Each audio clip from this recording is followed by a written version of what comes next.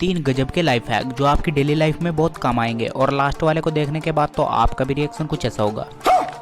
लेकिन उससे पहले लड़के हो तो लाइक करो, लड़की हो तो भी लाइक करो। अगर आपको अपना नाम लिखना आता है तो कमेंट में नाम लिखो। नंबर 1 ये देखो, अगर आपके भी घरों में मोर्टिन जलाते हैं, अगर आपके भी कपड़े इस प्रकार से जल जाते हैं तो आप भी इस प्रकार की जाली को लाइए और इसमें मोर्टिन रखिए और फिर इसको बंद करके कहीं भी रख सकते हैं। नंबर 2 ये देखो, अगर आप भी बल्ब बदलते बदलते परेशान हो गए हो तो आप भी इस प्रकार की LED लाइट को ला सकते हो जो आपके बेडरूम को काफी ज्यादा सुंदर और स्टाइलिश बना देगी और इसकी खास बात यह है कि आप इसे टच करते ही ऑन ऑफ हो जाती है। नंबर 3 ये देखो, अगर आप भी 5 साल के लिए अपने मामा के घर जाना चाहते हो तो आप भी इस प्रकार के बैग को ले सकते हो और आप इस बैग में जितने मर्जी चाहे कपड़े कैरी कर सकते हो, जिसे देखकर मामा भी यही बोले, अबे पूरी जिंदगी के लिए रहने आया है।